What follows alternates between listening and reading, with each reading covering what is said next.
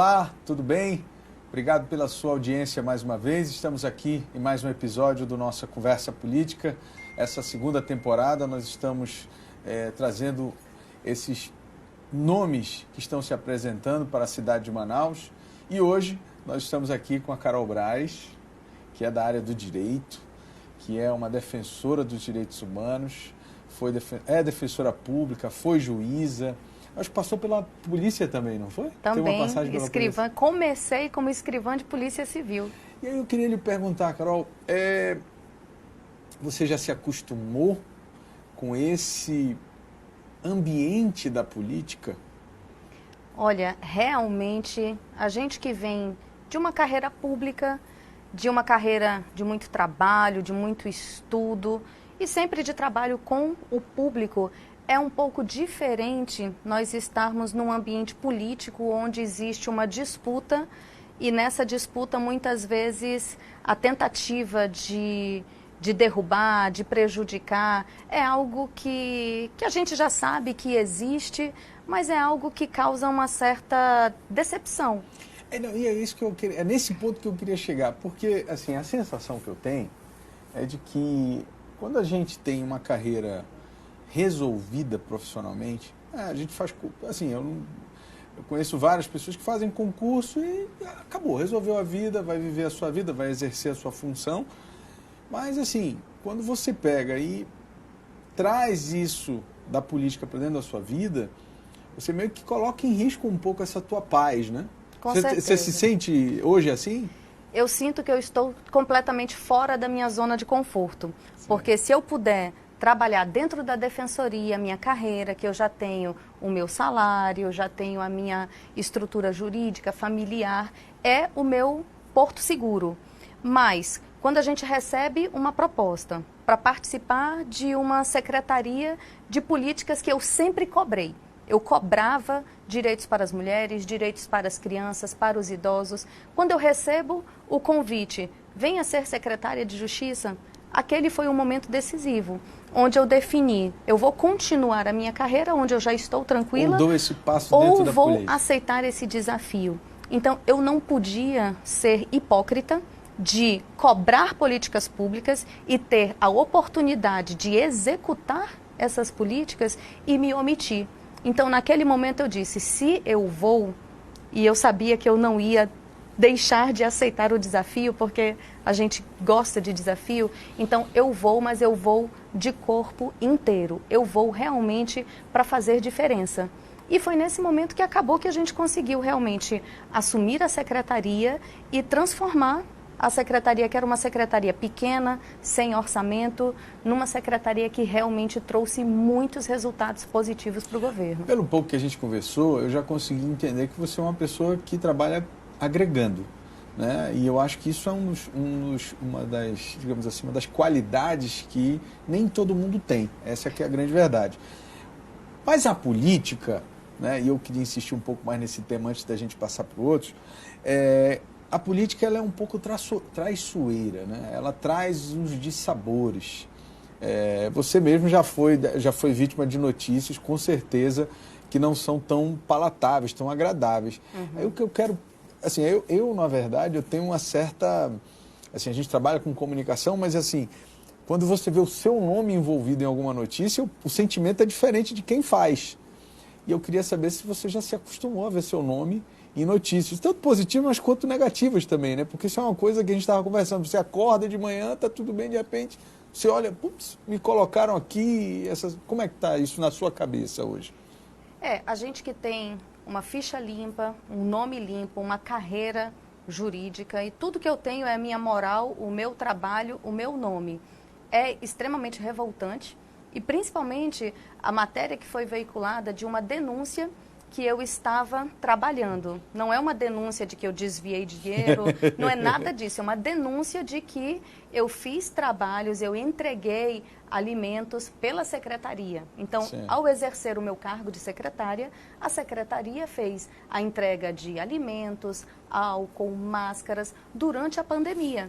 E isso, eu conheço a lei, eu sei que eu estou dentro da lei, é extremamente permitido pela legislação você fazer entregas e salvar a vida de pessoas durante uma pandemia. E a sua secretaria, na verdade... tinha essa função. É uma função da sua secretaria isso. Agora, quando a gente vê a única tentativa desesperada de tentar manchar a minha imagem, era essa de dizer, ela foi denunciada no Comitê Anticorrupção. Se as pessoas forem olhar o teor da denúncia... E é isso que eu queria, é esse ponto que eu queria chegar. Você falou de revolta. E aí a gente está falando o seguinte, a Carol agora quer dar um passo ou se vê desafiada, para não dizer que é só uma vontade sua, mas se vê desafiada a dar um passo maior. Você está preparada para muito mais matérias, muito mais... Outro dia eu estava falando com um colega, eu estava dizendo o seguinte, ele estava reclamando de uma pessoa que ele assessorava, dizia, mas estão fazendo meme e tal. Eu disse, olha, imagine Lula, Dilma, FHC, que você faz uma pesquisa no Google, de 200 a 300 mil memes de todos os tipos, da forma mais jocosa possível. É óbvio que a gente sabe que isso não vai chegar a você, mas assim, você está preparada para esse passo também, para esse dissabor maior? Eu já estou preparada, porque quando a gente assume esse desafio, e na vida da gente eu sempre tive desafios de dizer, Carol, como é que você vai? Você quer ser juíza? É muito difícil.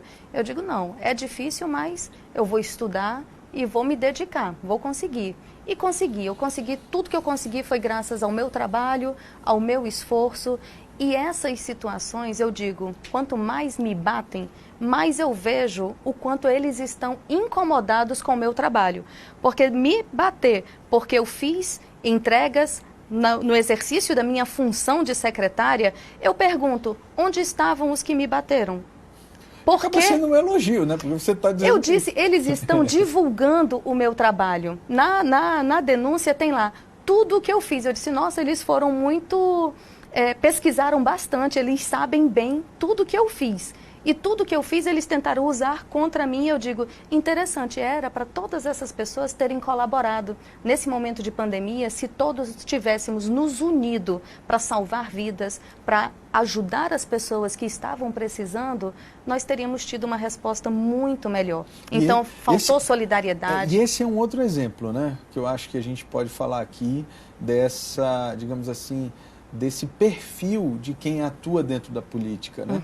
Quer dizer, nesse momento de pandemia, e eu não digo só do Amazonas, porque a gente acompanha de perto aqui essa disputa que se estabeleceu no período da pandemia com o governo do Amazonas. Assim, mas no Brasil como um todo foi uma pandemia de brigas também, né? E eu queria que você falasse um pouco sobre isso, como é que foi conviver dentro desse teu trabalho, que foi uma secretaria muito demandada na pandemia. Como é que foi conviver com esse ambiente conflituoso, vendo gente morrer e as pessoas não tendo o mínimo de coração ali? Como é que foi isso?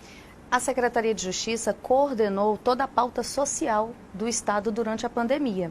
Então, nesse momento, inúmeras ações. Nós estávamos dentro dos hospitais, fazendo atendimento psicológico das famílias que perderam entes queridos, estávamos agilizando processos até entregar os corpos. Então, foram atividades, eu disse, naquele momento, a gente não é só secretário de Justiça que vai executar as funções típicas. Ali nós estávamos para trabalhar e a demanda que chegar, a gente vai resolver, vai atender. E era esse espírito que nós esperávamos de todos os agentes públicos e agentes políticos. Infelizmente, nesse momento, a gente acaba vendo que o sentimento de união, de ajudar, de agregar, às vezes ficou de lado por interesses pessoais, interesses políticos, de grupos, de tentar derrubar. Nós vimos aqui vários pedidos de impeachment, CPI, num momento que era para as pessoas estarem preocupadas em salvar as vidas. Então, isso é um lado sujo da política. Isso é um lado que eu digo, nós precisamos romper com essa velha política que está preocupada com interesses pessoais, interesses particulares. Eu digo, eu só estou me dispondo a entrar nesse mundo para transformar a vida das pessoas, para trazer realmente soluções. Porque se a gente só ficar olhando para os problemas, nós não vamos avançar.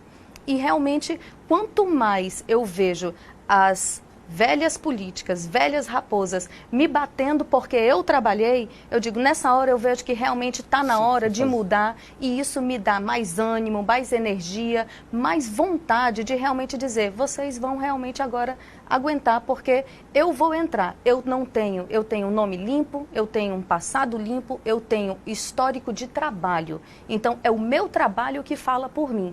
Eu quero saber o que eles têm. Mostre o seu histórico, mostre o que você fez para salvar as vidas na pandemia, além de estar denunciando quem está trabalhando. E para essa denúncia já foi arquivada, o Ministério Público já arquivou, já resolveu, porque né? Tecnicamente, eu sabia que tecnicamente não tem fundamento. A tentativa realmente era só manchete, é só de ter uma manchete para tentar manchar a minha imagem. A sua imagem. Deixa eu te falar, você falou agora de trabalho. Eu dei uma analisada na sua vida antes da gente conversar. O que eu percebi? Você sempre assumiu funções nas quais você tinha digamos assim, um papel social muito forte. Né? Então, assim, todos os projetos que você se envolveu, as ações que você desempenhou, todas elas focaram a questão social.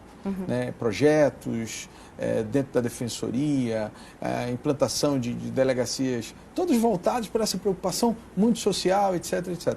Mas a Carol está preparada, por exemplo, para lidar com o problema dos buracos na rua, da falta, por exemplo, das UBSs que estão fechadas, do crônico problema do transporte coletivo da cidade, que entra governo, sai governo, entra governo, e a sensação que as pessoas têm é o seguinte, estão enganando a gente o tempo inteiro e ninguém faz nada. Né? Ninguém faz nada. E sempre favorecendo os mesmos grupos, a gente sempre vendo tudo do mesmo. Você está preparada para... Estou preparada porque eu acredito que todas essas políticas, elas vão, no final, trazer resultados para a sociedade. Então, toda política, ela traz um resultado social, porque vai interferir na qualidade de vida e vai interferir no dia a dia das pessoas. E, principalmente, a política municipal. A gente vê que quando a gente abre a porta, pisa na rua, nós já estamos nos deparando com pautas da política do município. Isso. Diferentemente do Estado, que o Estado ele tem uma pauta mais de construção de políticas, de políticas públicas. O município é a mão na massa. O município é a execução, é a minha energia, é a minha calçada, que não tem ali um preparo, uma acessibilidade para pessoas com deficiência, é a rua que está cheia de buracos e a gente vê promessas de que vamos ter um asfalto de qualidade, vamos ter o mesmo asfalto do aeroporto e a gente fica esperando e não vem. Pois é, e a Carol tem ideia para isso? Porque é uma coisa que o imediato aqui, todo santo dia, a gente é chamado por uma comunidade para mostrar um problema. E eu estou falando assim, sendo bem generoso, em situações em que as ruas estão há 10 anos aguardando. E quando as que já foram consertadas chamam a gente, é porque para dizer o seguinte, olha, eles passaram aqui fazem 2 meses, só que aí começou a chover e já está isso aí, ou seja, jogaram uma borra de asfalto ali, etc. A sensação que eu tenho é que não tem solução isso. Ou tem? Eu tenho uma sensação diferente.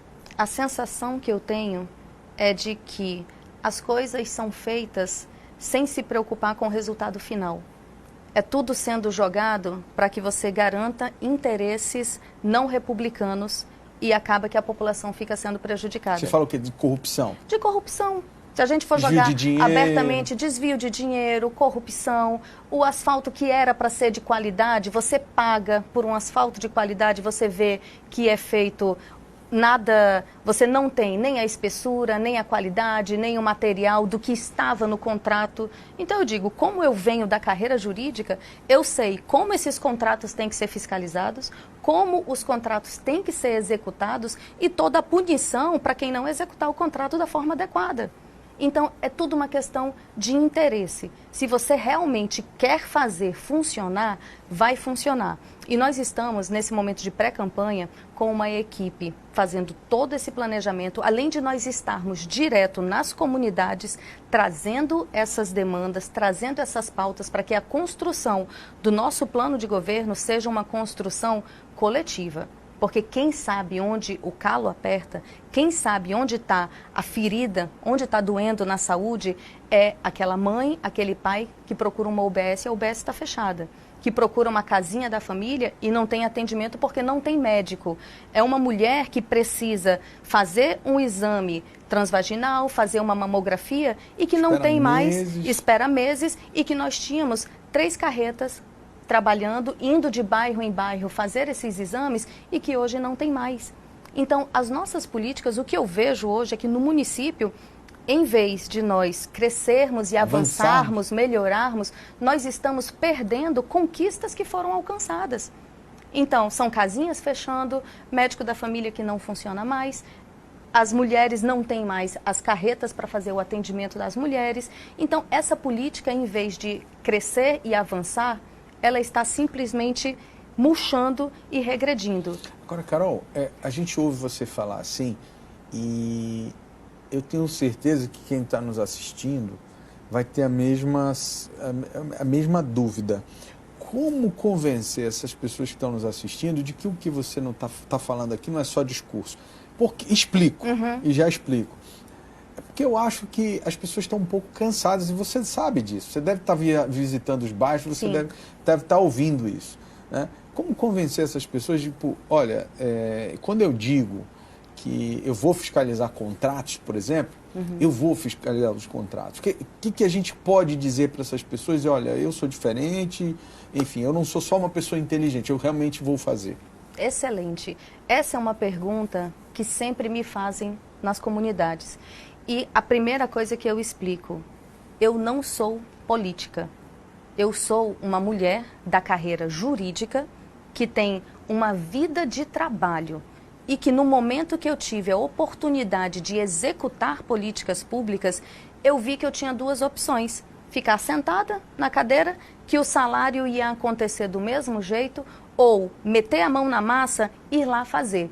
E eu meti a mão na massa e eu disse, eu já tenho o meu trabalho. Se eu estou saindo do conforto do meu lar, se eu estou deixando o meu cargo de defensora para trabalhar pelas pessoas, eu preciso fazer diferença.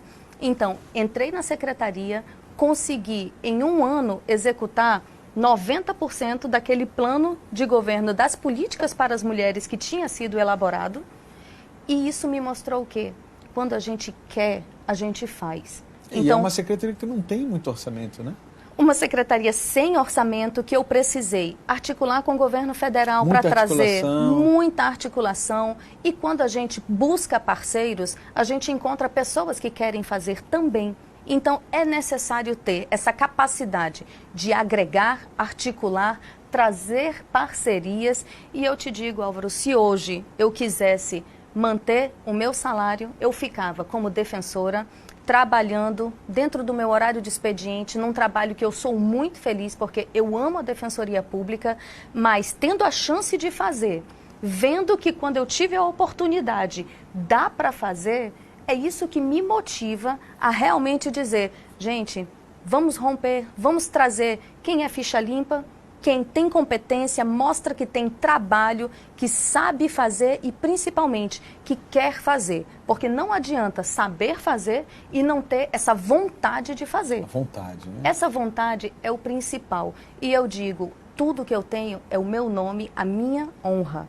Então, ser pulso firme, como eu digo, eu venho da justiça. Eu sei cobrar, eu sei o que é certo, eu sei o que é errado e eu não vou permitir que o meu nome, que ninguém manche o meu nome fazendo uso indevido do recurso público, porque eu também estou desacreditada de muitos atos de política.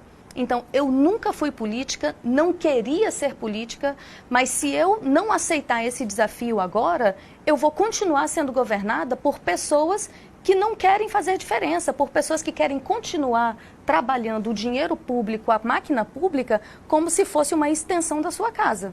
Então, eu vou ser omissa da mesma forma que eu aceitei o desafio da Secretaria de Justiça. É aquele ditado, né? Para que o mal triunfe, basta que os bons não façam nada, né? Basta que os bons fiquem calados. Então, já chegou a hora de dizer, quem vai decidir é o povo. Claro. É a população que vai decidir. Então, eu digo, eu vou criar coragem de colocar a minha pré-campanha à disposição para que as pessoas vejam que existem alternativas. É o povo que vai avaliar se realmente quer alguém que vem de uma carreira jurídica, que não tem histórico político, mas que tem muita competência e experiência na administração, sabe como funcionam os contratos, sabe tudo que é permitido e tudo que é proibido pela lei e, principalmente, como mulher, sou mãe de 2 filhos, preciso dar exemplo para os meus filhos e eu não vou permitir que dentro de uma administração sujeita a mim, a gente tenha escândalos de corrupção, desvio de dinheiro, porque tudo que eu tenho, Álvaro, é o meu nome. Tudo o que eu tenho realmente é a minha honra a proteger. Agora, Carol, você falou aí da defensoria, né? Isso casa muito bem com o seu perfil, que é essa coisa da ação social e tudo mais. Mas eu sempre tive essa visão, até acredito que é um pouco preconceituosa, mas também muito incentivada ou motivada pelo senso comum, sabe? De que a defensoria, ela tem esse papel, mas assim, defende invasor, defende bandido, defende... Eu queria que você falasse um pouco disso, porque, assim, eu não sei, eu acho que ao mesmo tempo que eu tenho esse sentimento, eu acho também que é um pouco de preconceito das pessoas, né? Sim, a defensoria ela atua em todos os processos judiciais. E nesses processos eu era defensora da mulher. Então eu defendia aquela mulher vítima de violência doméstica. Que é a mulher que não pode pagar um advogado, né? Aquela mulher que está ali sofrendo uma relação de abuso e que não tem condições de contratar um advogado. Então, nessa pauta, a gente vê que o defensor também, nós temos defensores da mulher, defensor da criança, defensores de causas coletivas, defensores da saúde. Quando a gente tem aí uma pessoa que não consegue pagar um tratamento, que precisa entrar na justiça para garantir um remédio, garantir um medicamento, é o defensor que vai fazer essa defesa. Então, existem muitos leques da defensoria pública e às vezes a gente não tem conhecimento de todas essas bandeiras. Então, o defensor que vai defender uma criança que está sendo vítima, o defensor do idoso, defensor da saúde, as defensoras que atuam, defensoras e defensores que atuam nos processos de família, garantindo uma pensão alimentícia, garantindo ali um divórcio. Então, são muitos leques da Defensoria Pública. No Monte Oreb, vocês fizeram um trabalho assim, né? Com aquelas famílias ali, né? No Monte Oreb foi uma parceria do governo do estado com a Defensoria Pública, num processo da Defensoria Pública que garantia àquelas famílias um acordo com o estado para garantir a elas a moradia digna. Então o defensor ele luta para garantir uma digna moradia para as pessoas. Não é ocupar uma área irregular, é garantir a moradia. A moradia digna. Então naquele momento, hoje nós temos uma reintegração de posse histórica no país. Nesse momento, eu estava como secretária de Justiça para garantir o social àquelas famílias. Historicamente, essas famílias foram retiradas das suas casas, tendo o atendimento de uma assistente social, de psicólogas, para que eles saíssem sem haver derramamento de sangue, sem haver disparo de arma de fogo. Então, essas famílias tiveram realmente a garantia da moradia. Hoje elas recebem um auxílio do governo do estado, 2.204 famílias, até que elas refaçam a sua vida. E aquela área, que era uma área que estava totalmente sem condições de saneamento básico, uma área que era refém do tráfico, hoje é uma área que está sendo construída uma escola de tempo integral, onde vai ter um batalhão da Polícia Militar, ou seja, o Estado tomando conta de um local que estava sendo comandado pelo crime. E aí vem uma coisa e esse eu acho que é uma certeza, não é uma sensação, é de que boa parte dos problemas da cidade de Manaus, elas surgem desse crescimento desordenado ao longo dos anos, em que os bairros, eles na verdade, são resultado de invasões. Uhum. Então, exatamente o que você está falando, então começa invadindo, daqui a pouco vem um prefeito por interesse político, regulariza, só que ele regulariza, mas ele não dá infraestrutura. Então aquela rua ela não tem drenagem, a iluminação pública não foi colocada, a rua não foi feita na metragem correta, portanto você vai ter dificuldades, não inclusive no crescimento, espaço para calçada, aquela coisa toda, né? E eu queria que você falasse um pouco disso também, dessa falta de planejamento da cidade. Esse crescimento desordenado e essa crença de que tudo vai ser regularizado acaba favorecendo essa indústria das invasões. Então, naquele momento, essas famílias, porque se você faz um processo de reintegração comum, sem ter uma política habitacional, você tira a pessoa daquela área, ela vai invadir outro local. Exato. E nesse caso, primeiro, o social esteve em primeiro lugar. As famílias não foram violentadas, essas famílias foram inseridas num projeto habitacional do Estado. Então, hoje, elas estão morando de aluguel até que seja feita toda a parte da moradia pelo governo do Estado, para que a gente evite que essa pessoa saia dessa invasão e vá fazer outra invasão. Tudo é uma questão de planejamento, porque a gente não pode permitir que realmente as pessoas criem essa expectativa de que vai invadir. Daqui a pouco o poder público regulariza dessa forma, sendo que não há uma política habitacional. E hoje nós não podemos cometer os erros que foram cometidos no passado. A gente vê que, por exemplo, o Viver Melhor, por muito tempo, não havia ali. Hoje ainda não tem espaços e equipamentos públicos. Hoje temos escolas, postos de saúde, mas a distância daquelas pessoas que foram colocadas ali, inicialmente sem ter acesso a lazer, até hoje não tem uma área de lazer para aquelas pessoas, então acaba que você faz uma política habitacional de exclusão.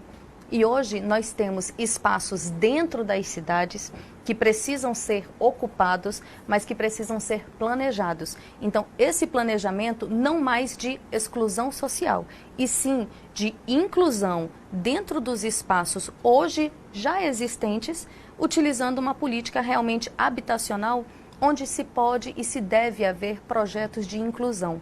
Como a gente conversou, eu falo numa inclusão no sentido amplo. Perfeito. A população precisa se sentir parte da solução, parte da execução e da escolha dos projetos. A partir do momento em que eu trago todos para construírem junto com o poder público, aquilo não vai ser mais um conjunto feito pela prefeitura.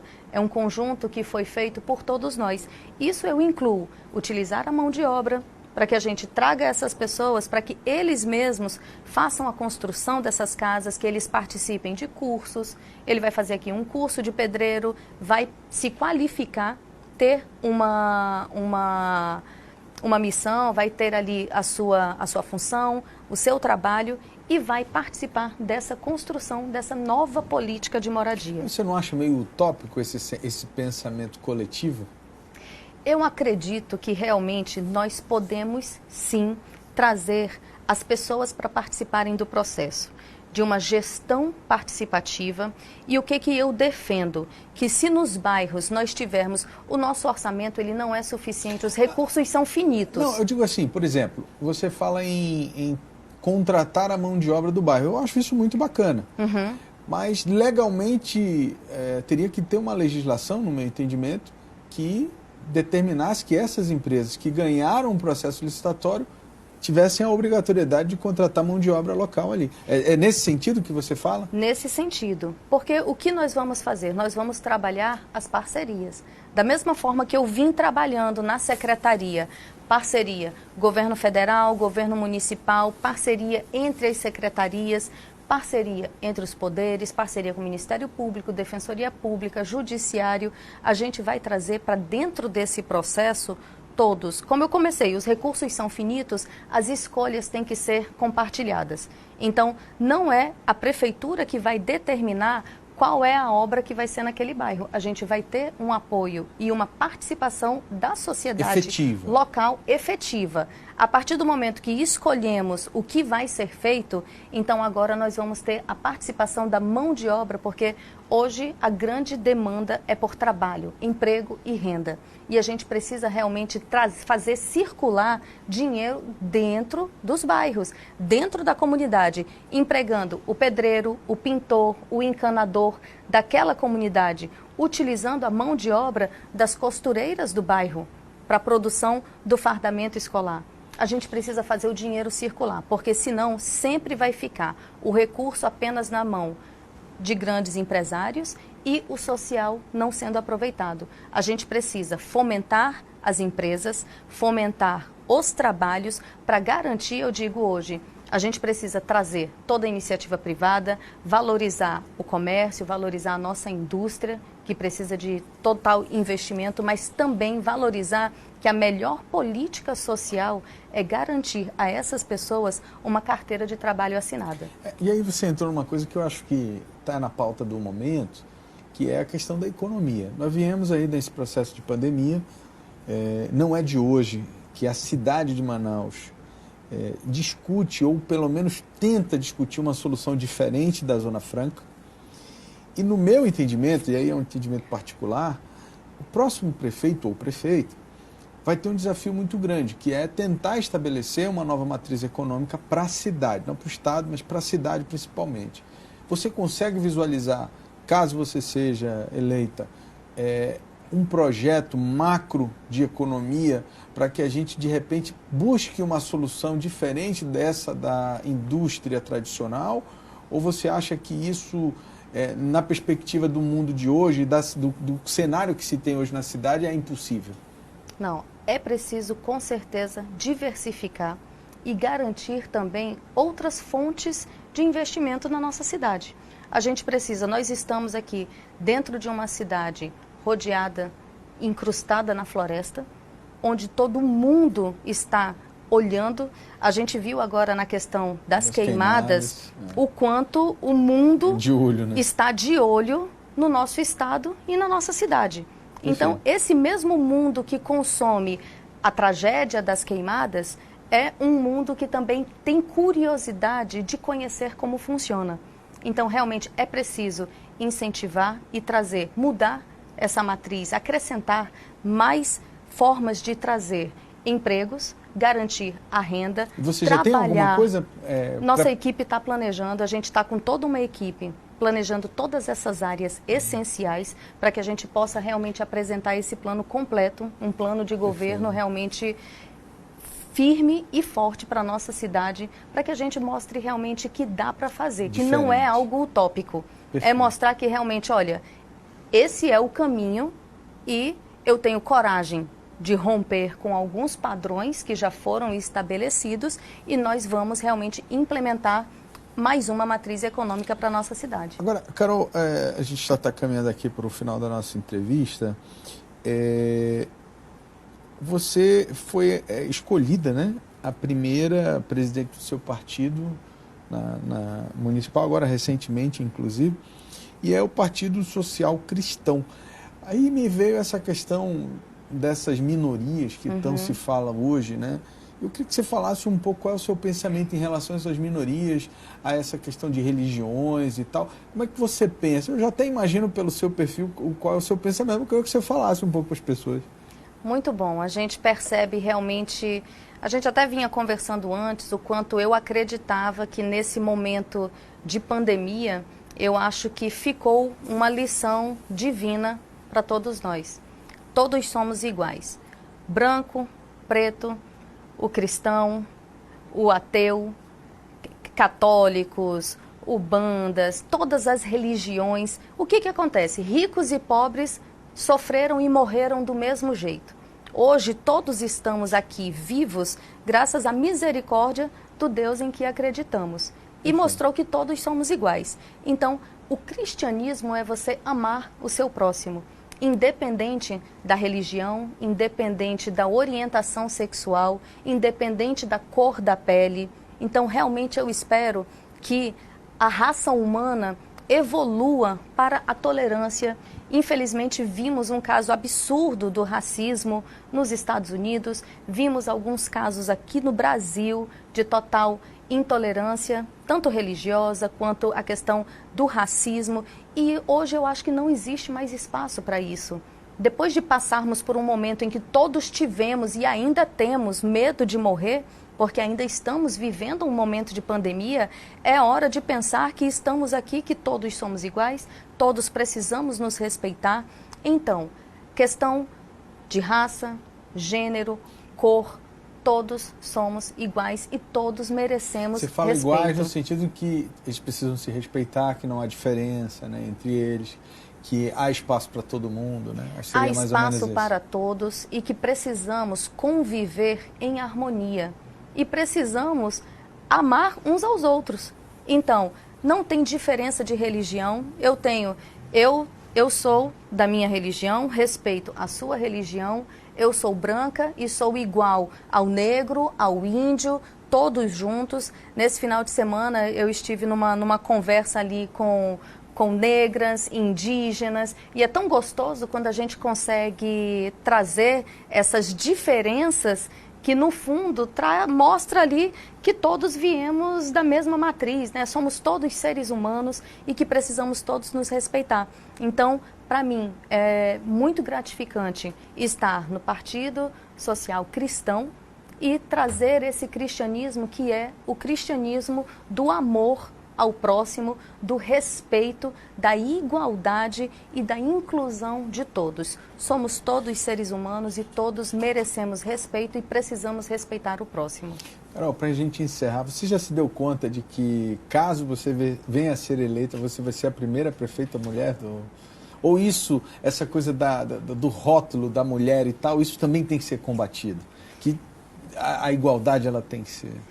Hoje, infelizmente, a mulher ela ainda não está na igualdade de representatividade. Nós ainda não temos, na Câmara Municipal, na Assembleia Legislativa, nunca tivemos uma mulher prefeita. A prova disso é a própria lei, né? Que diz que exige que tenha uma cota de mulheres. Exige a cota de 30%. Senão, talvez nem isso tivesse, né? Senão, talvez nós não tivéssemos. Então, eu acredito que as mulheres precisam acreditar que também podemos estar na política, porque antes, a política é um meio sujo, é um ambiente em que... Não, nós vamos fazer o nosso ambiente. Né? Se nós somos limpos, nós vamos levar a nossa energia, a nossa forma de trabalhar. Então, eu vou imprimir o meu ritmo. Se o meu ritmo é um ritmo honesto, correto, eu vou trazer esse ritmo. Mas eu também não gosto dessa diferença muito grande de tratar... é uma mulher. Não, eu quero ser conhecida como uma mulher, mãe, mais trabalhadora, competente, qualificada, que tem um currículo de trabalho e que a gente trabalha para todos. Mas continuo também achando necessário que a gente tenha mais mulheres para que a gente possa realmente, eu digo, nós hoje não temos uma subrepresentatividade. Nós estamos praticamente sem representatividade. Então, realmente é algo desafiador, mas que não seja algo apenas por ser mulher. Que eu digo, a gente tem que ser reconhecido pelo nosso trabalho. Ser reconhecida pelo histórico, pelo currículo e por tudo que a gente realmente se dispõe a fazer. Mas também digo que ser mulher é um orgulho, porque a gente precisa mostrar que as mulheres precisam estar nesses espaços, nos espaços de poder, nos espaços políticos. E a gente percebeu que na pandemia, as melhores respostas à crise do coronavírus veio de países, as melhores respostas foram de países liderados por mulheres. A gente tem o exemplo da Alemanha, Nova Zelândia, Taiwan. E você acha que foi o quê, afinal? Eu acho que foi a sensibilidade e principalmente a capacidade que nós mulheres temos de dialogar e de realmente balancear antes de tomar as decisões. E a gente consegue realmente fazer essa conversa, como eu digo, eu fui no governo federal, governo municipal, a gente tem aquele jeitinho, porque como a gente precisa lidar com um filho em casa, a gente conhece o perfil de cada filho, a gente sabe como eu vou falar com esse, como eu vou falar com esse. Então, essa sensibilidade acaba sendo realmente um ponto positivo para a política, essa arte de realmente saber compor os interesses, e a gente precisa compor para que esse interesse que prevaleça seja o interesse da coletividade. Então eu acredito muito nisso e eu torço muito para que mais mulheres venham para a carreira política também. Obrigado, Carol. Eu queria te agradecer, desejar toda a sorte aí. Eu sei que a caminhada não é fácil, né? É uma caminhada longa, e desejar que você tenha êxito nessa sua proposta, viu? Obrigado pela participação aqui no nosso programa. Poxa, obrigada. Eu que agradeço. Parabéns pelo programa, né? Parabéns pelo portal. A gente vê realmente o quanto tem sido... A sua audiência tem crescido cada vez mais e é salutar. E parabéns por dar essa oportunidade a todos os pré-candidatos de virem aqui conversar e se tornar aí conhecidos e se aproximar das pessoas que que vão ser os destinatários aí de toda essa conversa. Muito obrigada. Obrigado, eu queria agradecer mais uma vez você que está nos acompanhando pelo Portal Poder, pelo Portal Imediato, todos os portais que estão conosco divulgando essas entrevistas. No próximo episódio, no próximo domingo, a gente traz mais um convidado para que você também possa acompanhar outras ideias e, a partir dessas entrevistas, você consiga tomar a sua decisão. Essa é a nossa contribuição. Um grande abraço, obrigado mais uma vez pela sua audiência.